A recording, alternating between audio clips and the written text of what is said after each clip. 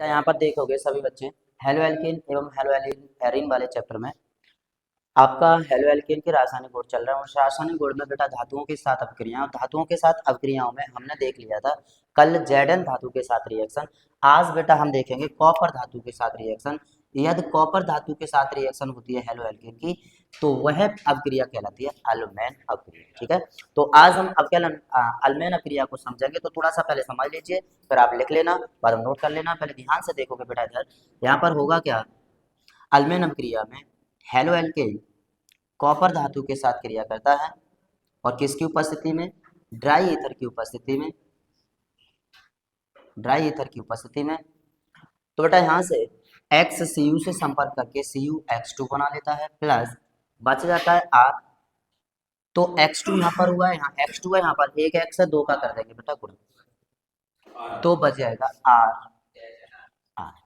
ये क्या प्राप्त हुआ बेटा, एल्केन। और प्राप्त एल्केन में जो कार्बन होता है बेटा वो सम संख्या में होता है, ये बात याद समझ गए। प्राप्त एल्केन में कार्बन सम संख्या में होता है। तो इसकी थ्योरी कैसे लिखेंगे, ध्यान से समझो। क्या होगा, एल्किल हैलाइड की क्रिया शुष्क ईथर की उपस्थिति में कॉपर धातु के साथ कराते हैं तो एल्केन प्राप्त होता है और प्राप्त एल्केन में कार्बन सम संख्या में होता है। ठीक है, तो एक बार आप थ्योरी लिख लेंगे और रिएक्शन लिख लेंगे। चलिए बेटा, अब ये रिएक्शन है तो इनके एग्जाम्पल इसकी तरह बिल्कुल ये एग्जाम्पल आप करोगे। देखिए Cl Cu से संपर्क करेगा, Cu Cl2 बना लेगा, बिल्कुल सेम होगा ना बेटा। यहाँ X2 है तो यहाँ Cl2 हो गया, इसमें 2 का क्या हो जाएगा गुणा, क्योंकि यहाँ Cl2 आ गया तो 2 का गुणा बेटा। ठीक है, अब बचा 2CH3 2CH3 2 बार है तो इसका मतलब क्या हुआ, CH3 सिंगल बॉन्ड CH3। इसे ऐसे लिख सकते हैं या ऐसे करके लिख सकते हैं, 2 कार्बन है C2 और H6, ये एल्केन हो गया। कार्बन सम संख्या में, बताइए सही है। इसी तरह बेटा ये सब होंगे, कर लीजिए जल्दी। चलिए अब नेक्स्ट है ग्रगनाट अपक्रिया किसे कहते हैं, ग्रगनाट अपक्रिया कैसे समझे, तो देखिए बेटा ध्यान से क्या होगा। जब एल्किल हैलाइड की क्रिया, देखिए मैं बोलते जा रहा हूँ, यहाँ पर लिखते जा रहा हूँ, ध्यान से समझना है आप सबको। तो जब एल्किल हैलाइड की क्रिया मैग्नीशियम धातु के साथ ड्राई ईथर की उपस्थिति में कराते हैं तो ग्रगनाट अभिकर्मक प्राप्त होता है। बेटा ध्यान से समझना इस चीज को, ग्रगनाट अभिकर्मक प्राप्त होता है,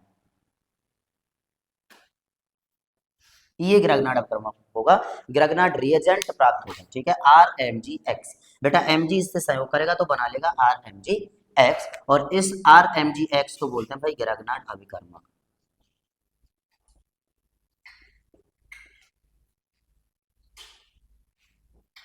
ग्रगनाट अभिकर्मक, फिर हमने बोला था कि ग्रगनाट अभिकर्मक की पुनः क्रिया जल के साथ कराने पर, क्या जल को ऐसे लिख सकते हैं बेटा, तो पुनः ग्रगनाट अभिकर्मक की क्रिया जल के साथ कराने पर एल्केन प्राप्त होता है। तो समझोगे बेटा यहाँ से ये जो OH है, ये OH MgX को ले जाएगा